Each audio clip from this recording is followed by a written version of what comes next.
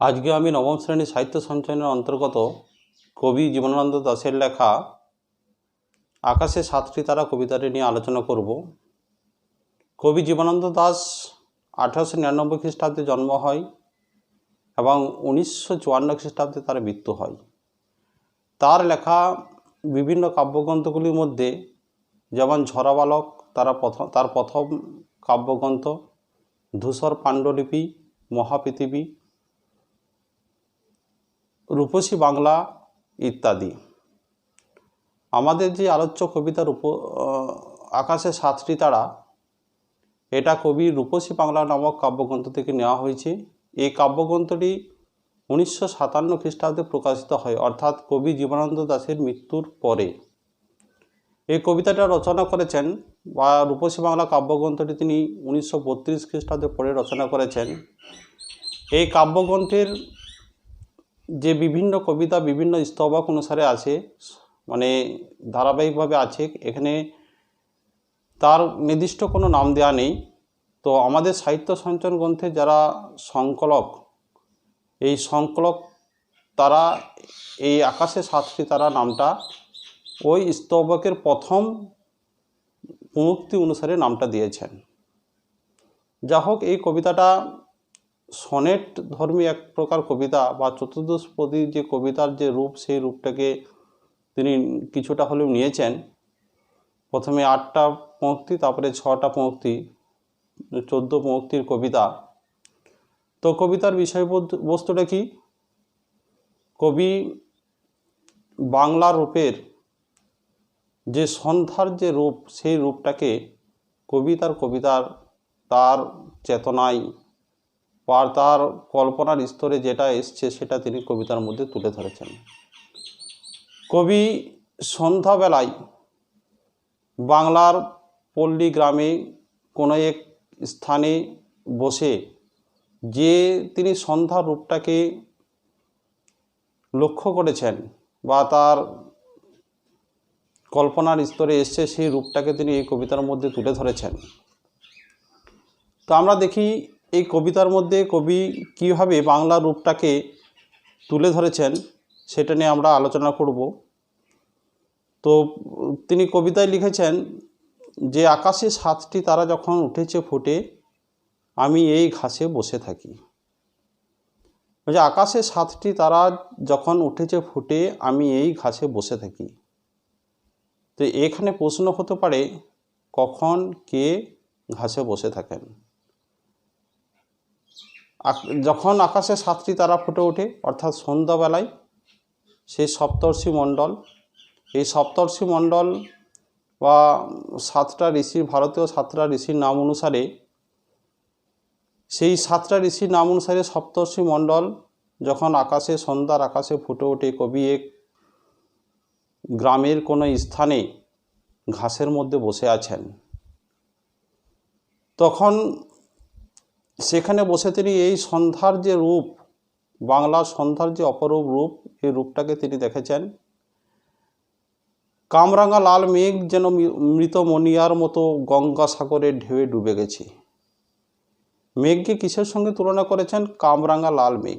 কামরাঙা কি? এক ধরনের ফল, যার 6টা বা 7টা শিরা থেকে যখন এই ফলটা পেকে যায় তখন লাল ধরনের একটা রং হয়। যেমন সন্ধ্যাকালে যে মেঘের রং বা গোধূলি বেলায়, সন্ধ্যার আগমনের পূর্বে গোধূলি বেলায় যে আকাশে মেঘ থাকে, সেই মেঘের রংটা যেমন থাকে, সেই মেঘের রঙের মতো কামরাঙা লাল মেঘ। এবং মৃত মনিয়া, মনিয়া হচ্ছে একটা পাখি, আসল নাম মুনিয়া বলা হয়।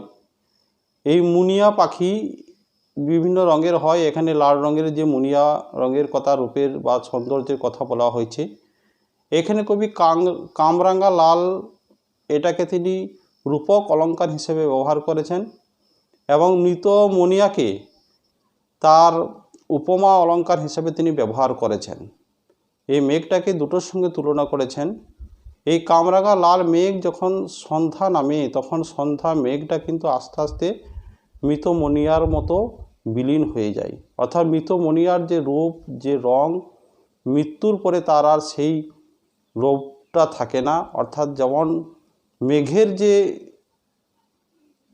রং, সে রংটা আস্তে আস্তে লুপ্ত হয়ে যায়, বা সারা চরাচরে যেমন যখন অন্ধকার ঘনিয়ে আসে সেই অন্ধকারের মধ্যে সেটা বিলীন হয়ে যায়। কেমন হবে যে গঙ্গা সাগরে ঢেউ ডুবে গেছে। গঙ্গা সাগর, সাগর বলতে এখানে অসীমের প্রতীক। আর গঙ্গা নদী, আমরা জানি যে গঙ্গা নদী হিমালয় পর্বত থেকে উৎপত্তি হয়ে সেটা আস্তে আস্তে প্রবাহিত হতে হতে হতে হতে সেই গঙ্গা সেই সাগরের মধ্যে বিলীন হয়ে যায়। সাগর সেরকম সন্ধ্যাবেলায় আমরা দেখি যে এই সন্ধ্যার যে গোধূলির মেঘ, কামরাঙা মেঘ, সেই মেঘটা আস্তে আস্তে যখন গোটা বিশ্ব চরাচর অন্ধকার হয়ে যায়, সেই অন্ধকারের মধ্যে বিলীন হয়ে যায়, সেরকম গঙ্গা সাগরের ঢেউয়ে ডুবে গেছে। আসে আছে শান্ত অনুগত বাংলার নীল সন্ধ্যা। কবি এখানে এই যে সন্ধ্যার যে বৈশিষ্ট্যকে তিনি কেমনভাবে তুলে ধরেছেন? শান্ত, অনুগত এবং নীল। সন্ধ্যাকে কী বলেছেন? সন্ধ্যার তিনটে এটা প্রশ্ন হয় যে আসে আছে শান্ত অনুগত বাংলার নীল সন্ধ্যা। সন্ধ্যার বৈশিষ্ট্য কি? শান্ত, অনুগত এবং নীল। যখন আমরা গ্রামে, বাংলার যে গ্রাম, সে সন্ধ্যা যখন হয় তখন কি চারিদিকে শান্ত হয়ে আসে, কোনো কোলাহল থাকে না, বা সেই বাংলায় যে গ্রামে কোনো কলকারখানার যে আওয়াজ, সেই আওয়াজকে, বা বাস, ট্রেন, ট্রাম, গাড়ির আওয়াজ আমরা শুনতে পাই না। পাখিরা তার নিজের নিড়ে এসে প্রবেশ করে একটা শান্ত যে পরিবেশ, প্রকৃতিতে শান্ত হয়ে ওঠে, সে শান্ত প্রকৃতির কথা তিনি এখানে বলেছেন। আর কবি কি কল্পনা করছেন? কেশবতী কন্যা যেন এসেছে আকাশে। তিনি বলছেন কেশবতী কন্যা। এই সন্ধ্যাকে কিসের সঙ্গে তুলনা করা হয়েছে? কন্যার সঙ্গে। কেমন কন্যা? সেই কেশবতী কন্যা, যার বহুল কেশ আছে, সেই সন্ধ্যাকে তিনি তার সঙ্গে তুলনা করেছেন। আমার চোখের পরে, আমার মুখের পরে চুল তার ফাঁসে। কবির চোখের পরে বা মুখের পরে যে চুল, যে সন্ধ্যার কবি যে সেই কন্যার চুল, যে চুলটা কবির চোখের পরে মুখের পরে ফাঁসছে, অর্থাৎ তার চোখের উপর মুখের উপর সন্ধ্যা নেমে এসেছে। যে দিনের আলোর যে দৃশ্যমান পট, সেটাকে তিনি ঝাপসা দেখছেন, মানে তিনি অস্পষ্টভাবে দেখতে পাচ্ছেন। অর্থাৎ সন্ধ্যার যেমন কেশবতী কন্যার চুল তার চোখের মধ্যে নেমে এসেছে। এ হচ্ছে কেশবতী কন্যার। আর আমার চোখের পরে, মুখের পরে চুল তার ভাসে, ছবিতে তোমরা দেখে নাও। পৃথিবীর কোনো পথ এ কন্যারে দেখেনি কো। পৃথিবীর কোনো পথ এ কন্যারে দেখেনি কো। মানে কবি একটু এখানে গর্ব করে বলেছেন যে সন্ধ্যা যখন নামে গোটা পৃথিবীতে সন্ধ্যা হয়, তো এই পৃথিবীর সন্ধ্যার থেকে আমাদের বাংলার প্রকৃতির যে কবির মাতৃভূমি, জন্মভূমি বাংলা, তার যে রূপ, সেই রূপটা পৃথিবীর সমস্ত সন্ধ্যা রূপের চাইতে শ্রেষ্ঠ রূপ বলে তিনি এই কবিতার মধ্যে তিনি গর্ব ভরে, অহংকার করে তিনি বলেছেন। তো দেখি নাই অত অজস্র চুলের চুমা, হিজলে কাঠালে জামে ঝরে অবিরত। বলছে যে আমাদের পল্লী গ্রামের বা বাংলার যে প্রাকৃতিক যে দৃশ্যের যে বিভিন্ন ছবি আছে, তার মধ্যে যে গাছের কথা তিনি বলেছেন, যে হিজল, কাঁঠাল, এগুলো হচ্ছে যে আমাদের বাংলার যে প্রাকৃতিক চিত্র, তার একটা উদাহরণ বাংলার বৃক্ষ বা গাছ। তো সেই গাছের মধ্যে কি আমরা সেই যে কেশবতী কন্যার চুল ঝরে পড়ছে, অর্থাৎ সন্ধ্যা নেমে পড়েছে। এই যে হিজল গাছ, এই হিজল গাছটা আমরা দিনের বেলায় যেমন আমাদের কাছে দৃশ্যমান হয়, কিন্তু সন্ধ্যাবেলায় তাকে আমরা আবছাভাবে দেখতে পাই। অর্থাৎ তার উপর কেশবতী কন্যা, ওই সন্ধ্যাটা ঘনিয়ে এসেছে। বলছি জানি নাই এত স্নিগ্ধ গন্ধ করে ঝরে রূপসীর চুলের বিন্যাসে। বলছে জানি নাই রূপসী চুলের যে গন্ধ, সন্ধ্যার একটা গন্ধ, কবি গর্ব করে বলেছেন তার একটা রূপসী চুলের যে গন্ধ, কেশবতী কন্যার গন্ধটা মানে চারিদিকে ছড়িয়ে পড়েছে। পৃথিবীর কোনো পথে, অর্থাৎ তিনি পৃথিবীর কোনো পথে এরকম গন্ধ দেখতে পাই নাই। তারপরের পংক্তিতে কি বলেছি, নরম ধানের গন্ধ, কলমির ঘ্রাণ, হাঁসের পালক, স্বর, পুকুরের জল, চাঁদা সরপুটিদের মৃদু ঘ্রাণ, কিশোরীর চাল ধোয়া ভিজে হাত, শীত হাত খান, কিশোরের পায়ে দলা মুথা ঘাস, লাল লাল বটের ফলের ব্যথিত গন্ধের ক্লান্ত নীরবতা, এরই মাঝে বাংলার প্রাণ। এইখানে যে এরই মাঝে বাংলার প্রাণ, এই লাইনটা খুব গুরুত্বপূর্ণ। কার মাঝে বাংলার প্রাণ? এই প্রশ্নের উত্তর যদি লিখতে হয় তাহলে আমাদের লিখতে হবে এই যে নরম ধানের গন্ধ থেকে শুরু করে ক্লান্ত নীরবতা পর্যন্ত। কবি কি দেখেছেন বাংলার এই যে সংস্কৃতি, কৃষ্টি, বাংলার যে প্রকৃতি, এরই মাঝে বাংলার প্রাণ। বাংলার প্রকৃতির রূপটা কেমন ধরেছেন? নরম ধানের গন্ধ। ধান, পল্লী গ্রামে যে ধানের চাষ হয় সে ধান, কলমির ঘ্রাণ, ছবিতে তোমরা দেখতে পাচ্ছ যে কলমি লতা, কলমি শাক, সেই শাকের গন্ধ, আমরা যেটা গ্রামের মানুষরা সেই শাক তুলে খাই।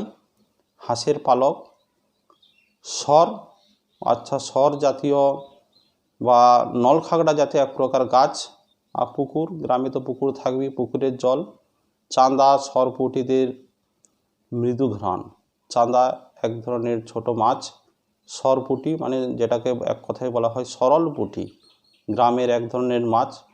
এখানে সরল মানে লটা লোপ পেয়েছে, অর্থাৎ ব্যঞ্জন লোপ হয়েছে, তো সরপুটি বলা হয়, সরপুটি। আর কিশোরের চাল ধোয়া ভিজে হাত।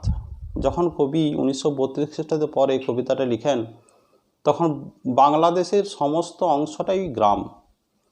তখন জলের যে পানীয় জলের ব্যবস্থা, টিউবওয়েল ছিল না, পুকুরের জলকে বেশি ব্যবহার করা হতো। আর ওই পুকুরের জলে চাল ধুয়ে তারপরে ভাত রান্না করা হতো। তো এই যে কিশোরীর চাল ধোয়া ভিজে হাত, কিশোরী চাল ধুচ্ছেন, তার হাতটা ভিজে গেছে, শীত হাত খান, আর হাতটাতে ঠান্ডা হয়ে গেছে, এই জল নাড়তে নাড়তে তার হাত ঠান্ডা হয়ে গেছে, শীত হাত খান। কিশোরের পায়ে দলা মুথা ঘাস। আর আমরা গ্রামে কি দেখতে পাবো? মাঠে মুথা ঘাস, ছবির মধ্যে আছে, তোমরা দেখে নেবে যে মুথা ঘাস। আর আছে লাল লাল বটের ফলের ব্যথিত গন্ধের ক্লান্ত নীরবতা। আর সন্ধ্যার সময় আমরা ক্লান্ত হয়ে যখন নীরবতা মানে সমস্ত জায়গা নীরব হয়ে যায়, শান্ত হয়ে যায়, আর লাল লাল বটের ফলের ব্যথিত গন্ধের, ওই লাল লাল বট গাছের নিচে আমরা বসলে কি দেখতে পাবো? গাছ থেকে ওই লাল লাল বটের ফল পড়ে ভেঙে যায়, এবং সেটা তার গন্ধের যে মানে ব্যথিত গন্ধের ফেটে পড়ে, আর ব্যথিত গন্ধের বিষাদময় রূপটা কবি এখানে তুলে ধরেছেন। কবি তার বিষাদময় যে রূপ, সেই রূপটা তুলে ধরেছেন। এরই মাঝে বাংলার প্রাণ। আর আমরা এরই মাঝে কি পাবো? এই বাংলার প্রাণকে খুঁজে পাবো। আকাশে 7টি তারা যখন উঠেছে ফুটে আমি টের পাই। এই টের পাই লাইনটা খুব গুরুত্বপূর্ণ। কবি কখন টের পান? যখন কবি বাংলার প্রাণকে খুঁজে পান। কোথায় বাংলার প্রাণকে খুঁজে পাবেন? এই নরম ধানের গন্ধ থেকে লাল লাল বটের ফলের ব্যথিত গন্ধের ক্লান্ত নীরবতা পর্যন্ত এই অংশটুকু লিখতে হবে। তো এর মাঝে বলা, এই কবিতাটি লাইন ধরে ধরে যে ব্যাখ্যা করলাম, এই ব্যাখ্যা করা মতো কবিতা নয়, এটাকে অনুভব করতে হবে। যেহেতু তোমাদের লাইন ভিত্তিক প্রশ্ন হতে পারে, তাই আমি কবিতাটা ব্যাখ্যা করলাম। তোমরা এই ব্যাখ্যাটা ভালো করে মানে শুনবে, এবং আশা করি লাইন ধরে ধরে প্রতিটি লাইনের আমি ব্যাখ্যা করেছি, এবং যে কোনো প্রশ্ন আশা করি তোমাদের করতে সহজ হবে। এই ভিডিওটি তোমরা শেয়ার করবে। আজ এতটুকু।